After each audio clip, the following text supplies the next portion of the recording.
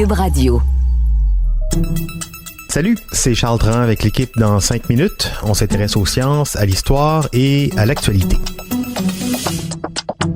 Aujourd'hui, on parle d'Osiris, pas le dieu égyptien inventeur de l'agriculture et de la religion, mais plutôt Osiris, la sonde spatiale de la NASA, OSIRIS-REx, de son nom complet, une sonde lancée en 2016 et qui a récemment fait parler d'elle.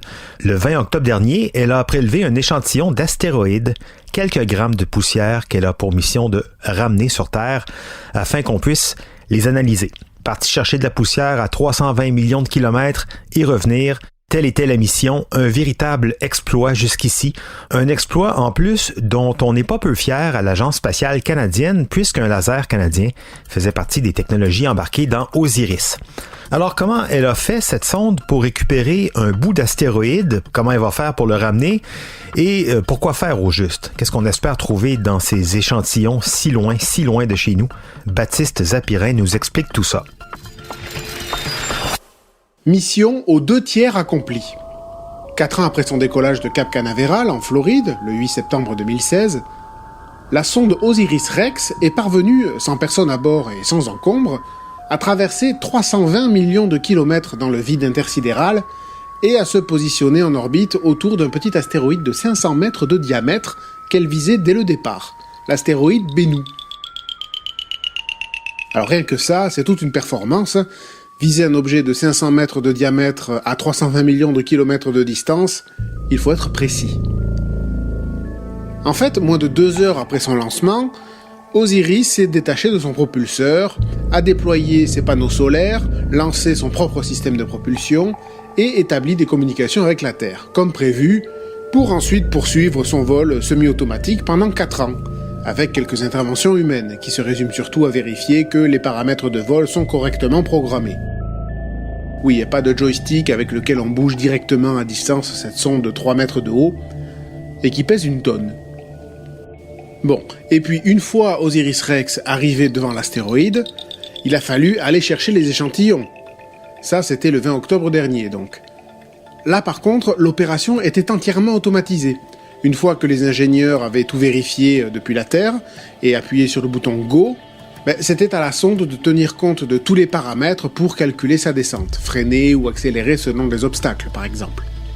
Pas d'autre choix que de laisser la machine en pilotage automatique parce que à 320 millions de kilomètres de la Terre, le moindre signal mettrait 18 minutes à parvenir à la sonde, c'est beaucoup trop long.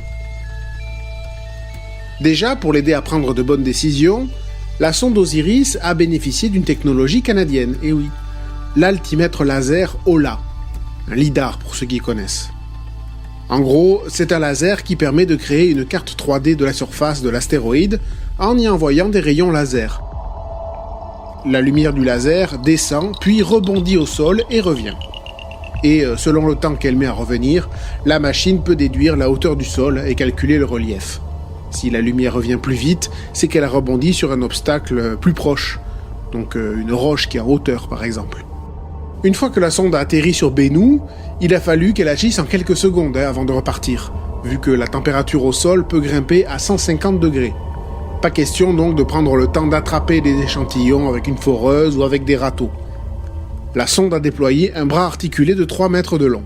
Ce bras a ensuite soufflé un jet d'azote pendant 5 secondes sur la surface, ce qui a soulevé quelques centaines de grammes de poussière et les a envoyés à l'intérieur de la tête de l'échantillonneur.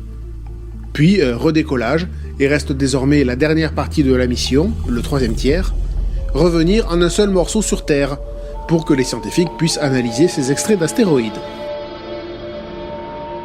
Oui, mais pourquoi faire? C'est la question qu'on pose souvent pour les missions spatiales.